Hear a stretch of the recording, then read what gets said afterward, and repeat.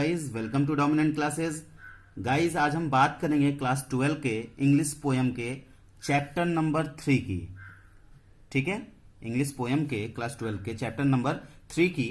और इस चैप्टर का नाम ऑन हिज ब्लाइंडनेस है। इस चैप्टर का नाम जो है वो ऑन हिज ब्लाइंडनेस है और जिसके पोएट हैं जॉन मिल्टन, जिसके पोएट जॉन मिल्टन हैं। तो चलिए गाइज, इस चैप्टर को शुरू करने से पहले, इस स्टैंजा को पढ़ने से पहले हम थोड़ा सा जान लेते हैं अबाउट द पोयम के बारे में, हिंदी के कुछ सरल शब्दों में। उसके बाद फिर हम लाइन बाय लाइन हम इसको समझेंगे और पढ़ेंगे। ठीक है, तो चलिए मैं आपको बता देता हूं अबाउट द पोयम में।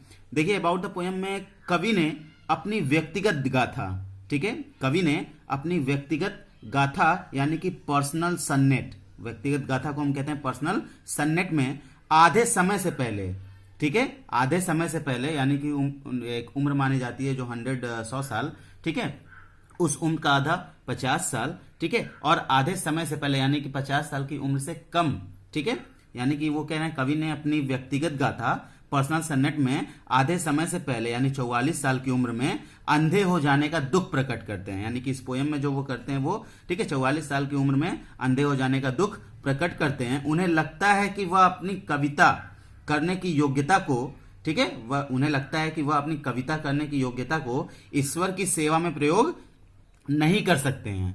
ठीक है, जब वो अंधे हो जाते हैं तो उन्हें ऐसा लगता है कि वो कविता करने की जो उनके पास एबिलिटी है, योग्यता है, ठीक है, जो टैलेंट है, उसका प्रयोग वो ईश्वर की सेवा में नहीं कर सकते हैं। लेकिन जल्द ही उन्हें, ठीक है, यह समझ में आ जाता है कि भगवान की सच्ची सेवा, ठीक है, प्रसन्नता पूर्वक, यानी कि वो जल्दी उन्हें समझ में आ जाता है, बहुत जल्दी उन्हें समझ में आ जाता है कि भगवान की सच्ची सेवा जो होती है प्रसन्नता पूर्वक जीवन के कष्टों को सहन करना भी होता है। यानी कि गॉड ने जो कष्ट दिया है हमें, जो दुख दिया है इस जीवन में, दुख और सुख दोनों दिए होते हैं, तो दोनों को सहना भी एक क्या है, भगवान की सेवा करना है। इसलिए ईश्वर में हमें विश्वास रखना चाहिए। इसलिए ईश्वर में हमें क्या रखना चाहिए, विश्वास रखना चाहिए। तो गाइज आई होप आपको थोड़ा सा एक दो लाइन के माध्यम से थोड़ा सा अबाउट द पोयम के बारे में पता चल चुका होगा।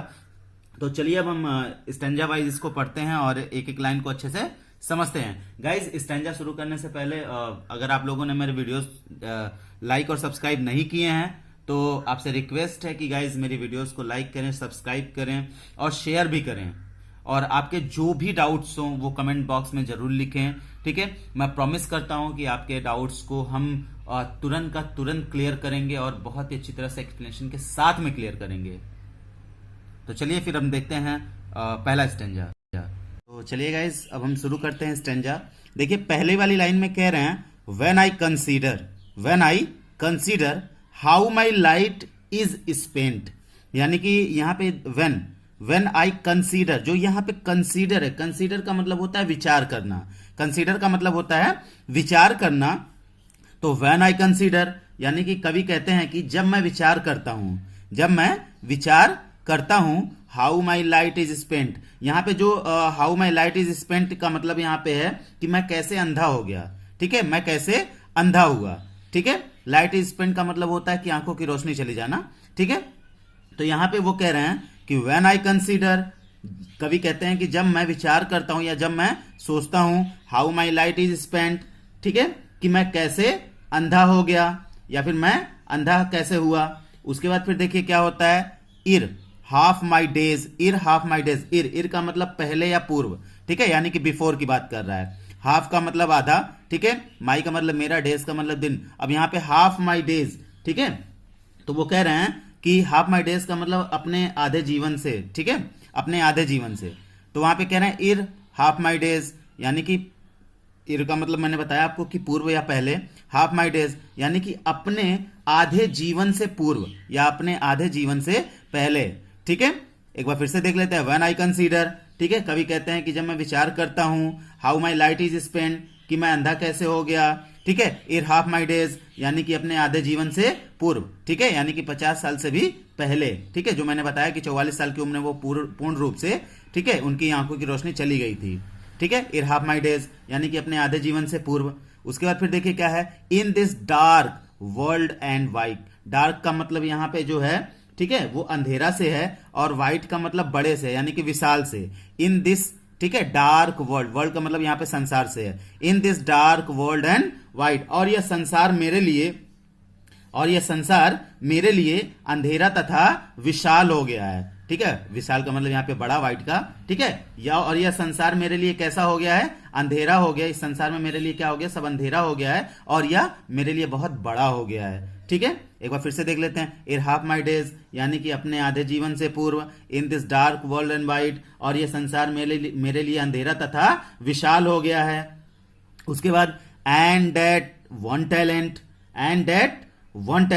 और मेरे पास एक गुण है। ठीक है, टैलेंट का मतलब यहाँ पे क्वालिटी यानी कि गुण। ठीक है, एंड दैट वन टैलेंट, और मेरे पास क्या है, एक गुण है। अच्छा, वो गुण क्या था इनके पास, जो पोएट थे उनके पास वह गुण था कविता करने का। ठीक है, यानी कि कविता को लिखने का, रचना करने का। ठीक है, which is that to hide. ठीक है, यहाँ पे देखिए, डेथ का मतलब मौत और हाइड का मतलब होता है छिपाना। ठीक है, यानी कि कह रहे हैं कि which is that to hide, जिसे छुपाना मौत के बराबर है। ठीक है, एंड दैट वन टैलेंट, और मेरे पास एक गुण है कविता करने का, which is that to hide, जिसे छुपाना मौत के समान है या मौत के बराबर है। उसके बाद फिर देखिए, लॉर्ड्स विथ मी, ठीक है, useless, lodged with me useless, though my soul more bent. ठीक है, अब यहां देखिए, लॉर्ड्स का मतलब यहां पे पड़े रहना। ठीक है, लॉर्ड्स का मतलब यहां पे पड़े रहना या रखना, हम दोनों कह सकते हैं। ठीक है, लॉर्ड्स विथ मी यूजलेस, और उसके बाद कह रहे हैं, और यह टैलेंट मेरे पास पड़े रहने से बेकार है। और अगर यह टैलेंट मेरे पास ऐसे ही पड़ा रह गया तो यानी कि वो क्या है, बेकार है। दाऊ, हालांकि, ठीक है, माई सोल मोर बेंट, यहां पे देखिए बेंट का मतलब होता है रुझान, बेंट का मतलब रुझान यानी कि इंटरेस्टेड। ठीक है, तो दाऊ माई सोल, ठीक है, मोर बेंट, सोल का मतलब यहां पे आत्मा से है, दाऊ माई सोल मोर बेंट, हालांकि मेरी आत्मा कविता लिखने के लिए अधिक दृढ़ है। ठीक है, हालांकि मेरी आत्मा जो है कविता लिखने के लिए क्या है, अधिक दृढ़ है। ठीक है, या फिर मतलब उसका बहुत ज्यादा रुझान है कविता लिखने के लिए। ठीक है, एक बार फिर से देख लीजिए आप लोग, लॉर्ड्स विथ मी यूजलेस, ठीक है, और यह टैलेंट मेरे पास, ठीक है, रहने से क्या हो जाएगा, बेकार है। ठीक है, दाऊ माई सोल मोर बेंट, हालांकि मेरी आत्मा कविता लिखने के लिए, ठीक है, क्या है, अधिक रुझान है या फिर अधिक दृढ़ है। To serve therewith my maker, अच्छा यहाँ पे जो माई मेकर है ना, माई मेकर का मतलब यहाँ पे गॉड से है यानी कि ईश्वर से है। ठीक है, और टू सर्व का मतलब यहाँ पे सेवा करना, टू सर्व का मतलब सेवा करना, to serve therewith my maker, मैं अपनी इस योग्यता से अपने ईश्वर की सेवा करूं। ठीक है, मैं अपनी इस योग्यता से अपने ईश्वर की क्या करूं, सेवा करूं। उसके बाद फिर देखिए यहाँ पे क्या कह रहे हैं कि and present my true account. ठीक है, यहां पे प्रेजेंट का मतलब यहां पे कह रहे हैं प्रस्तुत, यहां पे प्रेजेंट का प्रस्तुत, और ट्रू अकाउंट। ठीक है, ट्रू अकाउंट का मतलब होता है सही लेखा जोखा, ट्रू अकाउंट का मतलब सही लेखा जोखा। And present my true account, यानी कि और अपने कर्मों का सही लेखा जोखा प्रस्तुत करूं, यानी कि वो कह रहे हैं कि ईश्वर के सामने, ठीक है, मैं अपनी इस योग्यता से अपने ईश्वर की सेवा करूं, यानी कि कविता लिखने की योग्यता से अपने ईश्वर की सेवा करूं और अपने कर्मों का सही लेखा जोखा प्रस्तुत करूं। ठीक है गाइस, और अपने कर्मों का सही लेखा जोखा प्रस्तुत करूं। एक बार फिर से देख लीजिए, to serve therewith my maker, ठीक है, और मैं अपनी इस योग्यता से अपने ईश्वर की सेवा करूं। ठीक है, and present my true account, और अपने कर्मों का सही लेखा जोखा प्रस्तुत करूं। लिस्ट ही, ठीक है, यहां पे जो लिस्ट का मतलब यहां पे जो है, ठीक है, लिस्ट ही का मतलब यहां पे गॉड से है। ठीक है, और लिस्ट का मतलब कहीं ऐसा ना हो, कहीं ऐसा ना हो। ठीक है, लिस्ट ही कहीं ऐसा ना हो कि, उसके बाद फिर रिटर्निंग चाइल्ड, रिटर्निंग का मतलब यहां पे जो है, ठीक है, मृत्यु के बाद, यानी कि मृत्यु के बाद, आफ्टर डेथ।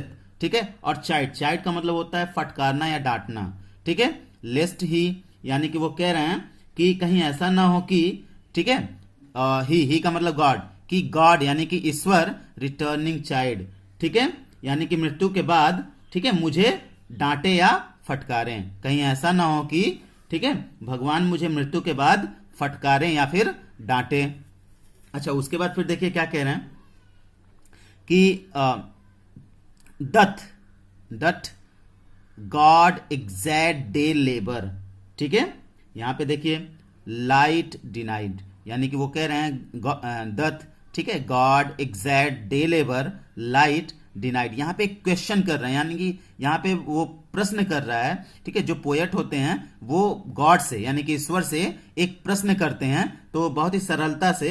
तो देखिए वो प्रश्न क्या है, doth God exact day labour light denied, यानी कि वो कह रहे हैं क्या ईश्वर उनसे भी परिश्रम करना चाहते हैं, ठीक है, परिश्रम कराना चाहते हैं जो नेत्रहीन हैं यानी कि अंधे हैं, ठीक है। यहाँ पे लाइट डिनाइड का मतलब नेत्रहीन होता है, लाइट डिनाइड का मतलब नेत्रहीन, और यहाँ पे एग्जैक्ट, एग्जैक्ट का मतलब होता है चाहना, ठीक है। और डे लेबर का मतलब यहाँ पे परिश्रम से है या फिर मेहनत से है, ठीक है। तो देखिए क्वेश्चन क्या था, doth God exact day labour light denied, यानी कि वो कह रहे हैं क्या ईश्वर उनसे भी परिश्रम कराना चाहते हैं या फिर मेहनत कराना चाहते हैं जो नेत्रहीन है या फिर जो अंधे हैं। तो क्वेश्चन यहां पे पूछ लिया, आई फॉन्डली आस्क, ठीक है। यहां पे फॉन्डली का मतलब होता है मूर्खता से, ठीक है, फॉन्डली का मतलब मूर्खता से, ठीक है। या फिर इसको हम ये भी कह सकते हैं कि प्यार पूर्वक, ठीक है, बहुत ही सरलता से या बड़े प्यार से, ठीक है। आई फॉन्डली आस्क, मैं मूर्खतावश पूछता हूं, मैं मूर्खतावश पूछता हूं, बट पेशेंस टू प्रिवेंट। अब यहां पे देखिए जो पेशेंस है, पेशेंस का मतलब होता है धैर्य, पेशेंस का मतलब धैर्य, ठीक है। और टू प्रिवेंट का मतलब होता है रोकना, ठीक है। लेकिन धैर्यशीलता, यानी कि इसको पेशेंस का मतलब हम सब्र भी कह सकते हैं। तो वो कह रहे हैं लेकिन, ठीक है, सब्र हमें रोकता है, लेकिन सब्र ने हमें रोका। अब यहां पे देखिए, यहां पे जो वो क्वेश्चन कर रहे हैं, ठीक है, आई फॉन्डली आस्क, मैंने मूर्खतावश पूछा, ठीक है, बट पेशेंस, लेकिन धैर्य ने, ठीक है, टू प्रिवेंट, ठीक है, मुझे रोका, यानी कि लेकिन धैर्य ने मुझे रोका। अच्छा, उसके बाद फिर देखिए क्या हो रहा है आगे देखिए, फिर यहां पे कह रहे हैं that murmur soon replies. Murmur का मतलब होता है बड़बड़ाना, ठीक है। सून रिप्लाइज का मतलब जल्दी उत्तर देना। डैट मर्मर सून रिप्लाइज, ठीक है, मेरे इस बुदबुदाने पर धैर्य उत्तर देता है। मेरे इस बुदबुदाने पर जो पेशेंस होता है वो उत्तर देता है, यानी कि रिप्लाई देता है, जल्दी रिप्लाई देता है। अच्छा, वो कैसा रिप्लाई देता है, चलिए इसको देखते हैं कि God doth not need either man's work or his own gifts, ठीक है। गॉड का मतलब ईश्वर, ठीक है। डथ नॉट नीड का मतलब जरूरत या आवश्यकता, ठीक है। मैन्स वर्क का मतलब होता है कि मैन्स वर्क का मतलब यहाँ पे मनुष्य के कार्य, ठीक है। और हिज ओन गिफ्ट्स, ठीक है, गिफ्ट्स का मतलब यहाँ पे उपहार से है। तो एक बार चलिए फिर से इसको देख लेते हैं, God doth not need either man's work or his own gifts, ठीक है। यानी कि वो कह रहा है ईश्वर को ना तो मनुष्य के कार्य की आवश्यकता है, ठीक है, ईश्वर को ना तो मनुष्य के कार्य की आवश्यकता है, और हिज ओन गिफ्ट्स, ना ही उसके उपहारों की आवश्यकता है, ना ही उसके उपहारों की आवश्यकता है। उसके बाद फिर देखिए क्या कह रहा है, who best bear his mild yoke they serve him best, ठीक है। यहां पे देखिए फिर क्या हो रहा है कि who best bear his mild yoke, who best bear his mild yoke they serve him best, यानी कि यहां पे ये कहने का प्रयास कर रहे हैं कि जो व्यक्ति बिना संदेह, ठीक है, जो व्यक्ति बिना संदेह या शिकायत या प्रश्न किए हुए भगवान के दिए कष्टों को सहन करता है, ठीक है, वे भगवान की सर्वोत्तम सेवा करता है, ठीक है। यानी कि जो व्यक्ति बिना संदेह, बिना शिकायत, बिना प्रश्न किए हुए भगवान के यानी कि ईश्वर के दिए कष्टों को सहन करता है, ठीक है, वे भगवान की सर्वोत्तम सेवा करता है, ठीक है। हु बेस्ट बियर का मतलब सहन करना, ठीक है। मिल्ड योग का मतलब होता है यहाँ पे बर्डन, ठीक है, यानी कि कष्टों से लिया गया इसका मतलब यहाँ पे, ठीक है। और यहाँ पे दे सर्व का मतलब सेवा करना, ठीक है। बेस्ट का मतलब सर्वोत्तम यहाँ पे कह रहा है। तो देखिए who best bear his mild yoke, ठीक है, दे सर्व हिम बेस्ट, ठीक है। वैसे यहाँ पे अगर योग को बस देखा जाए तो योग का मतलब होता है घोड़े को जिससे बांधा जाता है, ठीक है, उसको हम कहते हैं योग, ठीक है। लेकिन यहाँ पे इसका जो सेंस आ रहा है वो बर्डन का आ रहा है, कष्ट का आ रहा है, दुख का आ रहा है। तो वो कह रहे हैं who best bear his mild yoke they serve him best, यानी कि जो व्यक्ति बिना संदेह, शिकायत या प्रश्न किए हुए भगवान के दिए कष्टों को सहन करता है वे भगवान की सर्वोत्तम सेवा करता है। या फिर हम आसान शब्दों में यह भी कह सकते हैं कि जो प्रसन्नतापूर्वक दुर्भाग्य का सामना करते हैं, जो प्रसन्नतापूर्वक दुर्भाग्य का सामना करते हैं वे भगवान की सर्वोत्तम सेवा करते हैं, ठीक है, वे भगवान की सर्वोत्तम सेवा करते हैं। उसका फिर देखिए his state is kingly, state का मतलब यहाँ पे स्थिति से है, और किंगली, किंगली का मतलब राजकीय से है, यानी कि राजकीय का मतलब राजाओं जैसा, ठीक है। हिज स्टेट इज किंगली, यानी कि भगवान की स्थिति राजाओं जैसी है, यानी कि गॉड की स्थिति जो है वो राजाओं जैसी है, यानी कि हम ये भी कह सकते हैं उसको, उसका राज्य बहुत बड़ा है, उसका राज्य जो है बहुत बड़ा है, ठीक है। अच्छा, यहां पे फिर देखिए क्या कह रहा है, थाउजेंड्स एट हिज, ठीक है, बिडिंग स्पीड, ठीक है, thousands at his bidding speed, speed का मतलब यहां पे तेजी से, बिडिंग का मतलब यहां पे है नियंत्रण, ठीक है, थाउजेंड्स का मतलब हजारों, thousands at his bidding speed, और हजारों लोग, ठीक है, और हजारों लोग गॉड की आज्ञा पर, ठीक है, तेजी से कार्य करते हैं, और हजारों लोग, ठीक है, भगवान या फिर ईश्वर या फिर गॉड की आज्ञा पर, ठीक है, तेजी से कार्य करते हैं। उसके बाद फिर देखिए क्या कह रहा है कि and post over land and ocean without rest, ठीक है। यहां पे देखिए जो लैंड, लैंड का मतलब यहां पे धरती से है, ठीक है, और ओशियन का मतलब समुद्र से है, विदाउट रेस्ट का मतलब बिना आराम किए हुए, एंड पोस्ट, पोस्ट का मतलब यहां पे जो वो भेज देना से है, ठीक है, यानी कि यात्रा से है, यात्रा करने से है, पोस्ट ओवर का मतलब यहां पे गति के साथ यात्रा करना, ठीक है। तो चलिए यहां पे देख लेते हैं, and post over land and ocean without rest, और यात्रा करते हैं धरती तथा समुद्र पे बिना आराम किए हुए, और यात्रा करते हैं, ठीक है, धरती तथा समुद्र पे बिना आराम किए हुए। They also serve, they also सर्व, यानी कि वे लोग भी गॉड की सेवा करते हैं, वे लोग भी ईश्वर की सेवा करते हैं। हु ओनली स्टैंड, स्टैंड का मतलब खड़े होना, वेट का मतलब प्रतीक्षा करना, who only stand and wait, जो लोग केवल खड़े रहते हैं और प्रतीक्षा करते हैं, जो लोग केवल खड़े रहते हैं और प्रतीक्षा करते हैं, यानी कि किसकी प्रतीक्षा करते हैं, अपनी बारी आने का, ठीक है, या फिर हम ये भी कह सकते हैं सेवा के उचित अवसर की प्रतीक्षा करते हैं, ठीक है। तो गाइज आई होप आपको ये वीडियोस अच्छी लगी होगी, समझ में भी आया होगा। एक एक वर्ड्स मैंने आपको कोशिश किया है कि एक एक वर्ड्स की वर्ड्स मीनिंग तक बता दूं, एक एक लाइन, और जहां से जिस भी प्रकार से जितना आसानी से हो सके मैंने समझाने का प्रयास किया है। तो गाइज आज के लिए बस इतना ही। अगर आपको मेरी वीडियोस अच्छी लगी हो तो प्लीज़ लाइक कीजिए, सब्सक्राइब कीजिए और शेयर कीजिए, और साथ ही साथ में बेल आइकन को जरूर दबाएं, जिससे हमारे आने वाले वीडियोस के नोटिफिकेशन आपको सबसे पहले मिल सकें। Have a nice time, good day.